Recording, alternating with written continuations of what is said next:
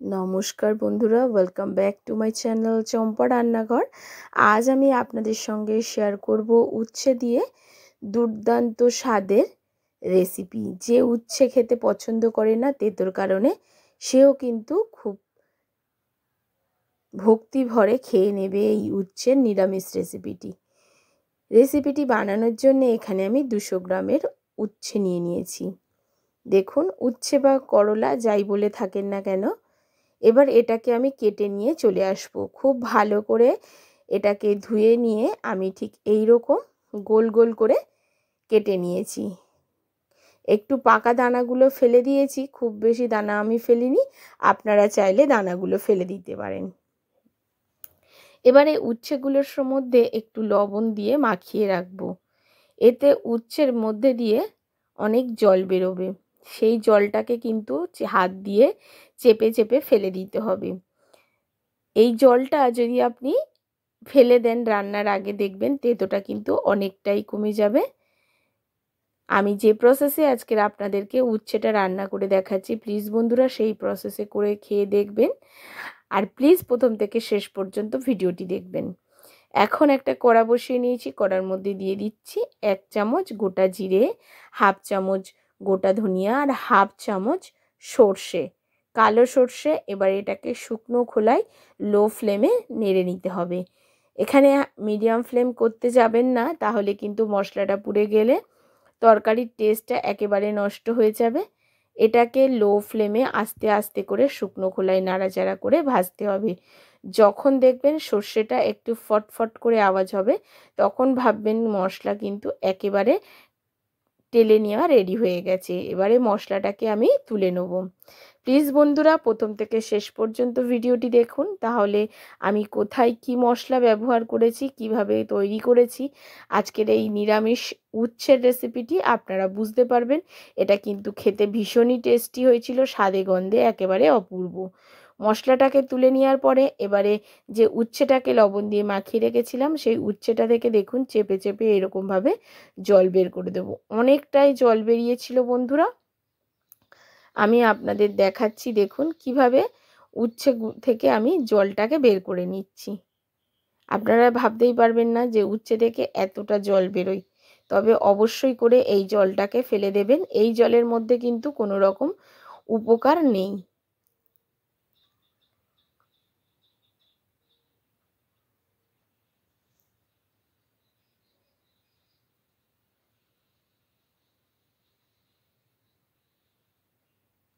সমস্ত উচ্ছেগুলোকে এইভাবে চেপে চেপে জলটাকে ফেলে দিয়ে আমি ফিরে আসছি। কতটা জল বেরিয়েছে অবশ্যই দেখতে পাচ্ছেন। এবার একটা কড়া বসিয়ে নিয়েছি, আর কড়ার মধ্যে দিয়ে দিচ্ছি 1 চামচ সর্ষের তেল। তেলটাকে গরম হতে দেবো। তেলটা গরম হয়ে গেলে প্রথমে আমি উচ্ছেটাকে তেলের মধ্যে দিয়ে দেবো, দিয়ে উচ্ছেটাকে হালকা লালচে করে ভেজে নিতে হবে। একদম লাল লাল করে ভাজতে যাবেন না বন্ধুরা, হালকা লালচে করে ভেজে নেবেন, তাহলে আপনারা বুঝতে পারবেন।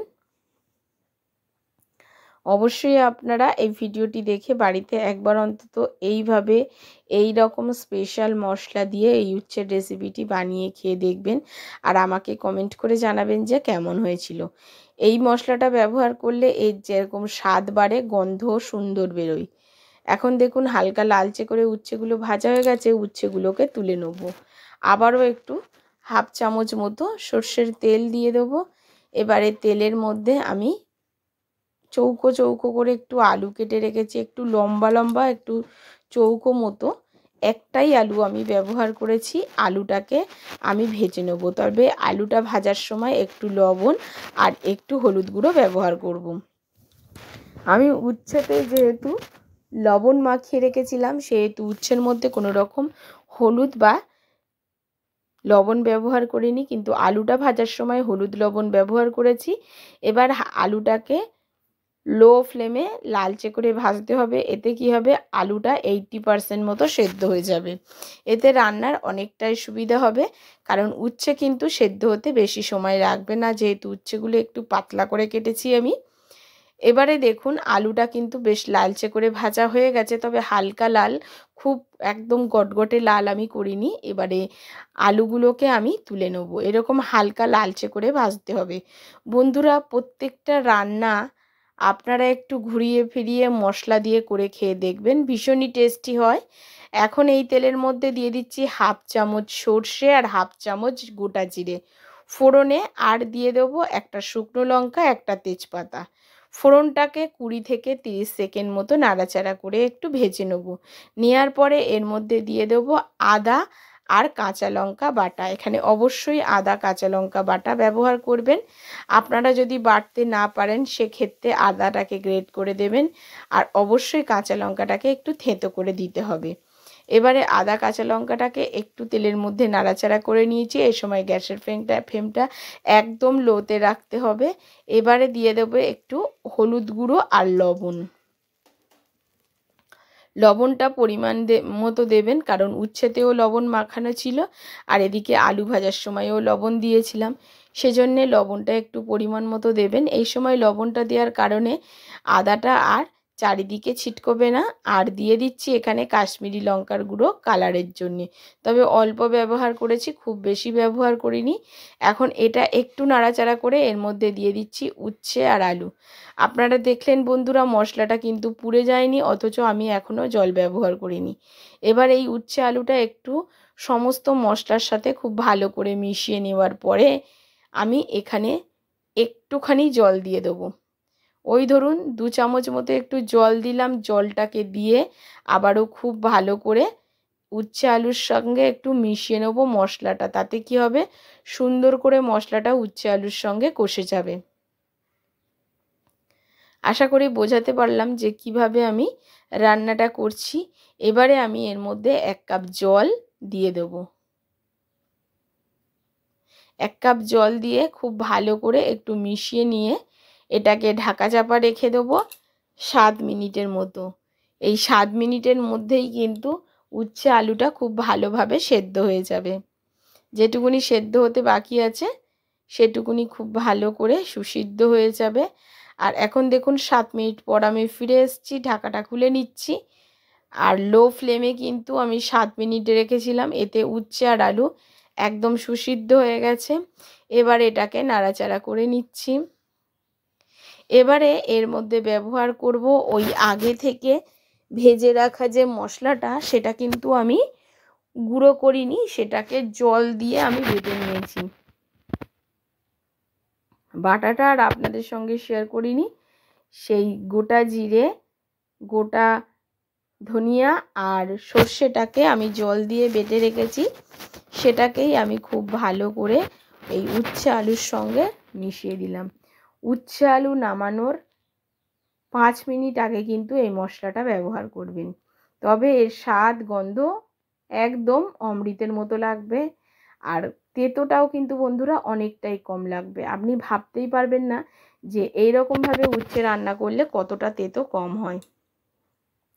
এবার একটু ঢাকা চাপা দিয়ে রেখেছিলাম, এখন ঢাকাটাকে আবারও তুলে নিয়েছি। 2 থেকে 3 মিনিট একটু মশলাটা দেওয়ার পর একটু ঢাকা চাপা দিয়ে রাখতে হবে। তো ঢাকাটা আমি চাপা দিয়েছিলাম, আপনাদের সঙ্গে শেয়ার করা হয়নি, মানে আমি ক্যামেরাটা করতেই ভুলে গেছি।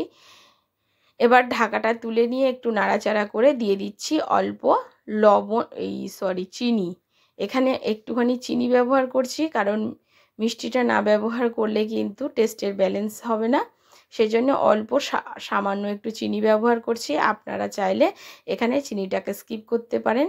এবারে এই রকমভাবে নাড়াচাড়া করে একদম শুকনো শুকনো এটাকে রান্না করতে হবে। অল্প জলের ব্যবহার করেছি, আপনারা নিশ্চয়ই দেখেছেন।